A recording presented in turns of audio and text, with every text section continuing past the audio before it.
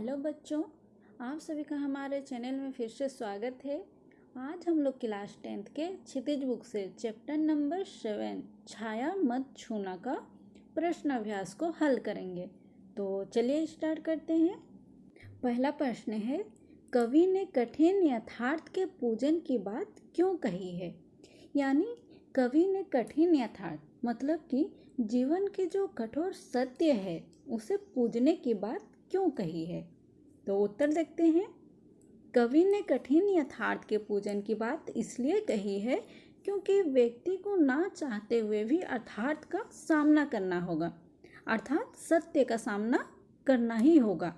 विगत जीवन से चिपके रहना और वर्तमान से दूर भागना व्यर्थ है। हमें जीवन के कठोर यथार्थ से रूबरू होना ही चाहिए। यही हमारे जीवन की प्राथमिकता होनी चाहिए। इसलिए कवि कठिन यथार्थ के पूजन की बात कहता है। इसे स्वीकार करने में ही भलाई है और व्यक्ति को जीवन के यथार्थ को पूजना चाहिए। दूसरा प्रश्न है, भाव स्पष्ट कीजिए। यानी हमें अर्थ लिखना है। क्या है? प्रभुता का शरणबिंब केवल मृग तृष्णा है, हर चंद्रिका में छिपी एक रात कृष्णा है। इसमें कवि ने अतीत की सुखद स्मृतियों को मृग तृष्णा के समान बताते हुए कहा है कि मनुष्य के बड़प्पन का एहसास मृग तृष्णा के समान है। मनुष्य बड़ा आदमी होकर भी मन से प्रश्न हो, यह तो आवश्यक नहीं है।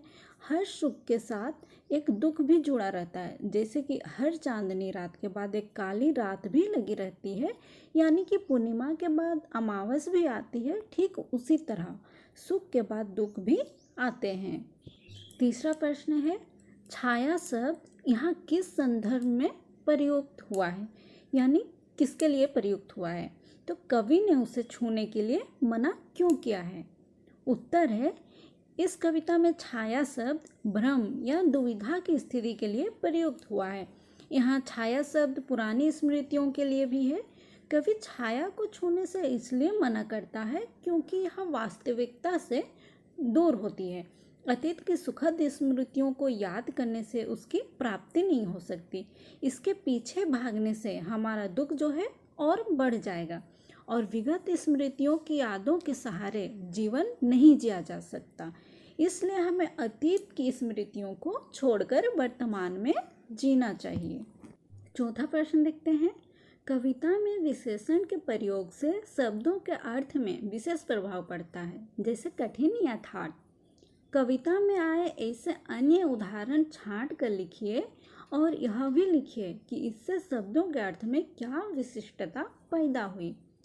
यानी कि हमें कविता में से ऐसे शब्दों को छांट कर लिखना है जिसमें विशेषण है और उस विशेषण के कारण शब्दों के अर्थ में क्या क्या विशेषता उत्पन्न हुई है उसे लिखना है। ठीक है, तो देखते हैं उत्तर।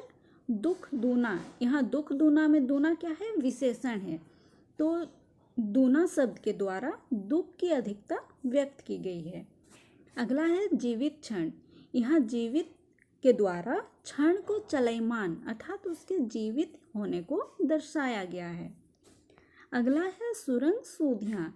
यहाँ सुरंग शब्द के द्वारा सुधि यानी कि सुधि का अर्थ क्या होता है? यादें। ठीक है, तो यहाँ सुरंग शब्द के द्वारा सुधि का रंग बिरंगा होना दर्शाया गया है। अगला है एक रात कृष्णा। यहाँ एक कृष्णा शब्द के द्वारा रात के अंधकार को दर्शाया गया है। अगला है शरद रात। यहाँ शरद शब्द रात की रंगीनी और मोहकता को प्रकट कर रहा है। अगला है रस बसंत। यहाँ रस क्या है? विशेषण है। तो रस शब्द बसंत को और अधिक रसीला, मनमोहक और मधुर बना रहा है। चलिए पांचवा प्रश्न देखते हैं, मृग तृष्णा किसे कहते हैं। कविता में इसका प्रयोग किस अर्थ में हुआ है। उत्तर है, हिरण को रेगिस्तान में चिलचिलाती धूप में जल प्रतीत होता है और वह अपनी प्यास बुझाने के लिए उसकी ओर दौड़ने लगता है, पर जब वो वहाँ पहुँचता है तो वहाँ उसे पानी के बदले क्या है? रेत ही मिलता है, जिससे उसकी प्यास शांत नहीं होती। वहाँ से उसे फिर दूर की रेत पानी जैसा प्रतीत होती है। इस प्रकार हिरण क्या है? हमेशा भ्रमित होता रहता है। इस कविता में कवि ने मृग तृष्णा का प्रयोग मनुष्य के बड़प्पन के एहसास के लिए प्रयुक्त किया है।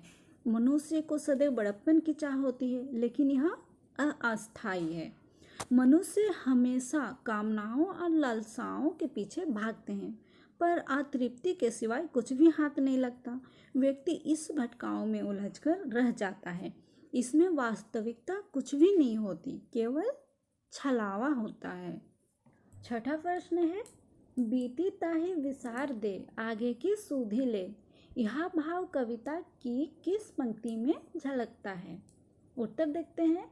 बीती ताहि विसार दे आगे की सुधि ले, यह भाव कविता की निम्नलिखित पंक्ति में झलकता है। तो वो पंक्ति कौन सी है? जो न मिला भूल उसे कर तू भविष्य वरण। चलिए 7वां प्रश्न देखते हैं। कविता में व्यक्त दुख के कारणों को स्पष्ट करें। उत्तर है, कविता में व्यक्त दुख के कारण निम्नलिखित है। तो चलिए देखते हैं क्या क्या है। पहला है, यथार्थ से मुंह मोड़ते हैं और कल्पना में जीते हैं। दूसरा है, हम पुरानी स्मृतियों से पीछा नहीं छुड़ा पाते और उन्हें याद करके हमारा दुख और भी बढ़ जाता है। अगला है, हम सदा दुविधाग्रस्त मनस्थिति में रहते हैं। अगला है, हम धन, यश और बढ़प्पन की चाहत में भटकते रहते हैं। हम समय के अनुकूल आचरण करना नहीं जानते। चलिए देखते हैं 8वां प्रश्न। क्या हुआ जो खिला फूल रस बसंत जाने पर?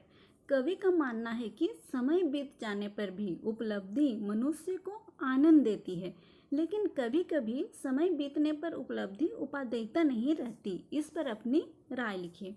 तो बच्चों, यहाँ आप लोगों को अपनी अपनी राय लिखनी है, ठीक है? तो फिर भी मैं आप लोगों को अपनी राय बता देती हूँ, है ना? कि मेरी राय यह है कि समय बीत जाने पर उपलब्धि की कोई उपादेयता नहीं रहती। जब हमें किसी चीज़ की आवश्यकता होती है तभी उपयोगी लगती है।